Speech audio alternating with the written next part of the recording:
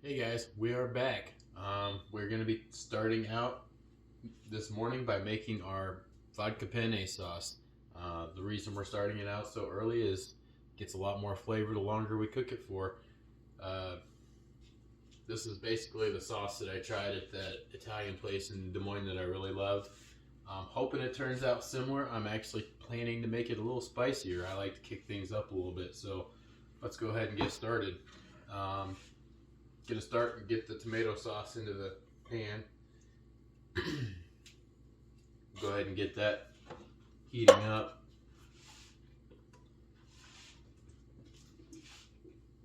It did call for some crushed tomatoes, but I'm not a big chunky fan, so we're just gonna go with, as you can see, some tomato sauce. We're using Graziano Brothers Italian pork sausage. It's basically the best you can get. I prefer to get it from the deli there in Des Moines at their personal deli, but unfortunately, with it being Christmas, I can't go do that. We're just going to plop that in there. I'm not going to go ahead and brown it this time. We're going to go ahead and let it cook since it'll be cooking for somewhere around 6 hours. Should be nice and cooked up by the time we get to it. Now we're going to throw in a little more garlic than normal as well because I like garlic.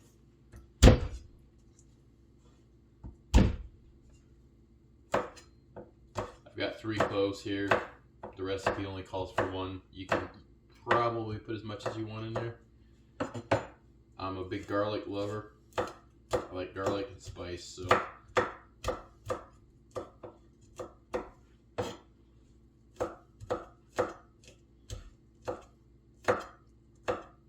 alright. Easy enough. Also going to be throwing some bay leaves in there. I like the big Turkish bay leaves.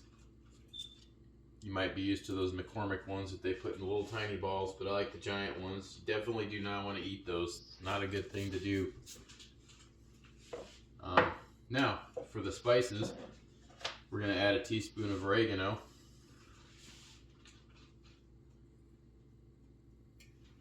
And then I'm throwing in a little bit of a half teaspoon just because I made a little bit extra red sauce in there.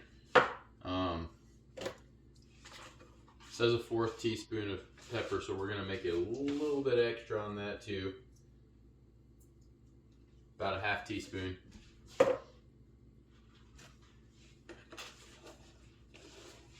I'm going to add 2 teaspoons of crushed red peppers. This should give it all the spice we want.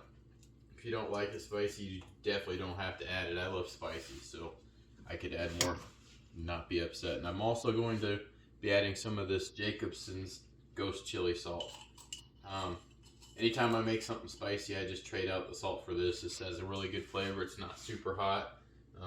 We need a teaspoon of that, so I'm going to give it a teaspoon. And then a little bit more. That is it. We've got a 29 ounce can of tomato sauce, and then I've added a 12-ounce can. You probably could use some tomato paste if you want it to be a little thicker. Thinking that if it sits here all day, it's probably going to be plenty thick. So go ahead and get the spoon out, get it all nice and chopped up. That is it. This should sit. You could sit, if you cook the ground pork, you can let it sit for an hour if you want to cook it faster. 2 hours is definitely the suggested minimum just to get the most flavor out of it all. I'm planning to let it sit here as long as I can. They say after 6 hours it really doesn't add a whole lot of benefit to it, but we're hoping to go somewhere between 4 and 6. So we will catch you guys later when it's time to get the Focaccia bread out and start getting that prepared. Alright guys, we're back. I decided that since we started the video off as the Focaccia bread, but I'm planning on making a whole meal, I might as well just do the whole video on the whole meal. So we're going to go ahead and start the side that I have going because that's one of those that I like to have simmer for a little while. Plan to make my own homemade cream cheese with this. Normally you can let the cream cheese sit out for a while. That makes it a little bit easier to get everything rolling. As you'll see, I'm struggling with the package a little bit. There we go. I use Philadelphia cream cheese. I'm not a big fan of going with the cheaper stuff. One package of that for each 2 cans you want to make. So if you're making more than just a mess here, you can use more cans. You're feeding more people, I guess I should say. Go ahead and throw 2 cans in there. This is the way I've made my cream corn for a while. I use sugar. I go ahead and use 2 tablespoons of sugar, maybe 3 depending on how sweet I want it to be.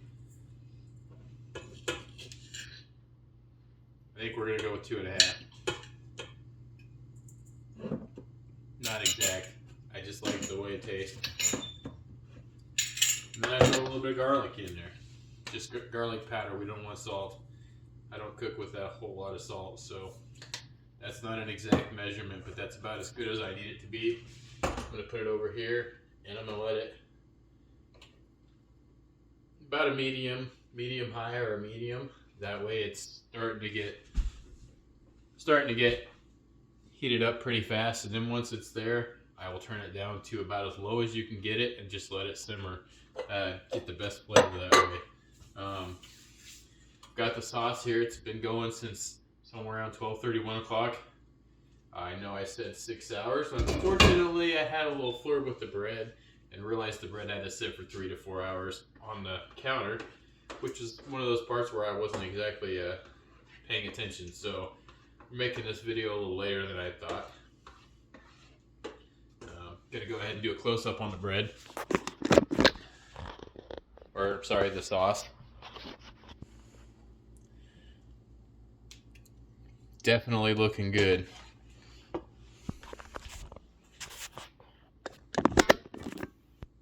Alright. So, give it a little taste test to see how things are rolling.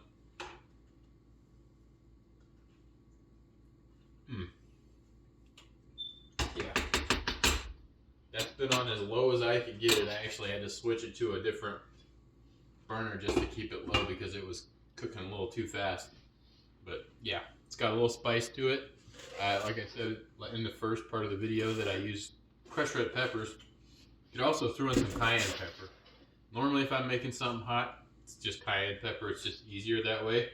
Alright, so we got the dough balls here. Clearly they not as round as I had hoped.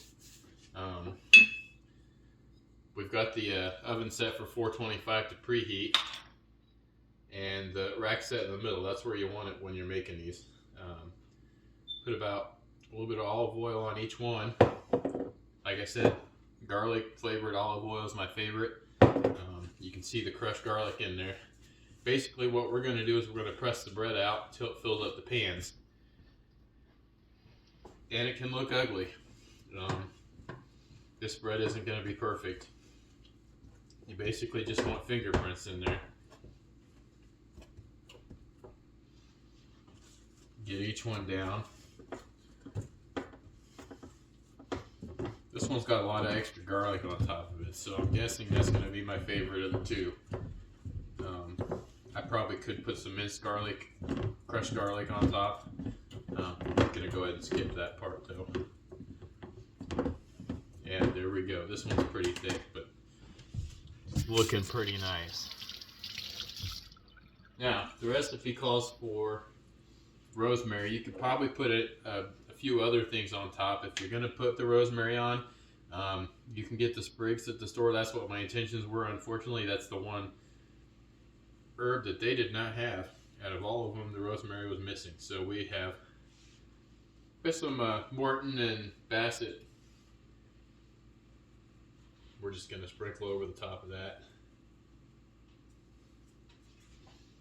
Go ahead and turn this down. It's starting to cook a little faster. Man, that looks good. Alright. Now it's flaky salt is what it suggests. I'm going to go ahead and use some Himalayan pink salt. It soaks up pretty nicely in the grinder.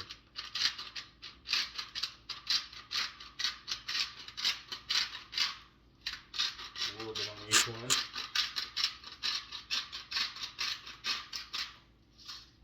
Not gonna lie, that looks a lot better than I was expecting. So we're gonna go with that one.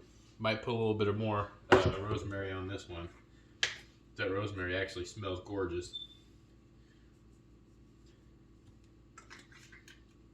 Downside to screwing up means I have to eat this a lot later too. So let's go ahead and stick these in.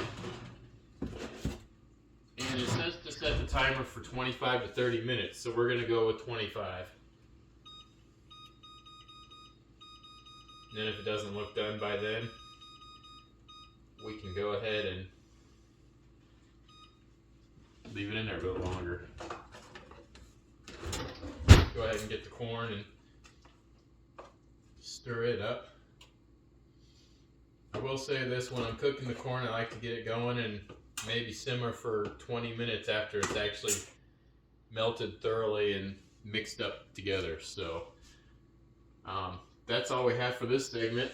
Just wait for the bread to get done and get the noodles cooked, and then we'll put it on a plate. We'll be back.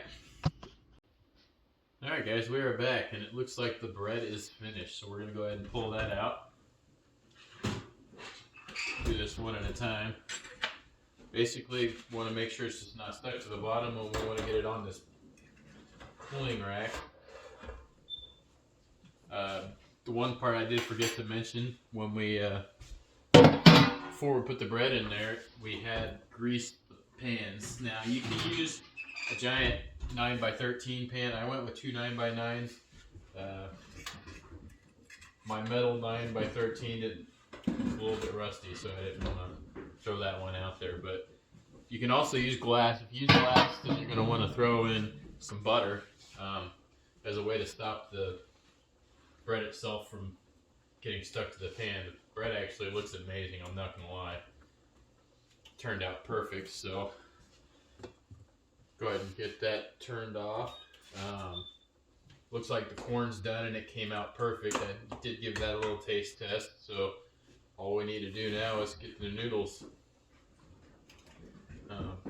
Went with penne noodles. Obviously it's a penne vodka, so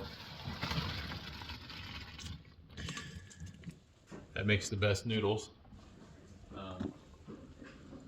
You can see I'm using the same spoon. I'm one of those guys that will use one spoon for every single thing on here.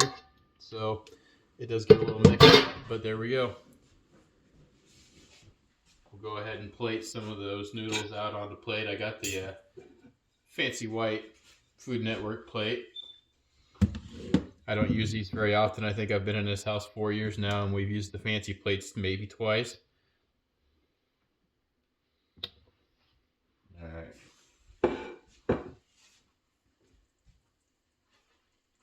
Now we're going to go ahead and get some of this sauce out. It's been sitting here ready to be demolished.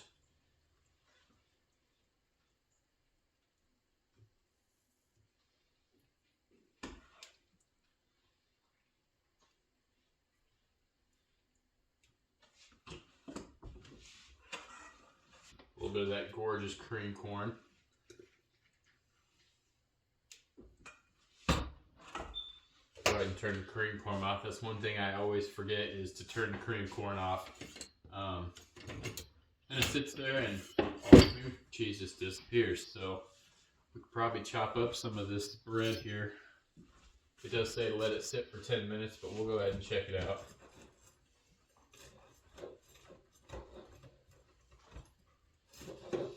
Definitely can smell the rosemary. This is probably one bread where if you do not like olive oil, this is probably not something you're going to want. The whole premise on this bread is dipping it in olive oil and Parmesan cheese. So I'm just going to cut some little bit bigger pieces because I like bread. Alright. There we go. Got your plate there.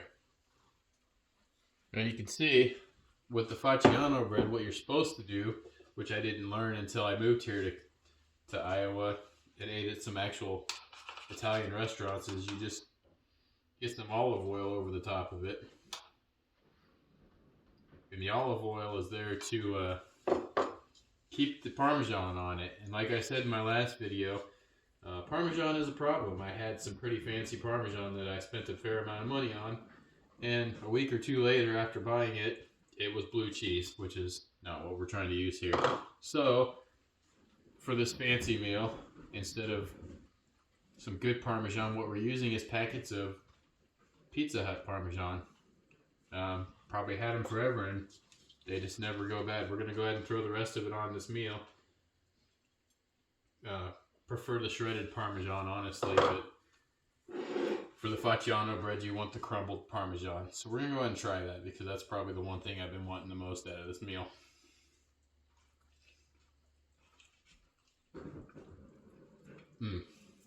Yeah. Just the right amount of garlic. Olive oil is perfect. Go ahead and try this penne vodka.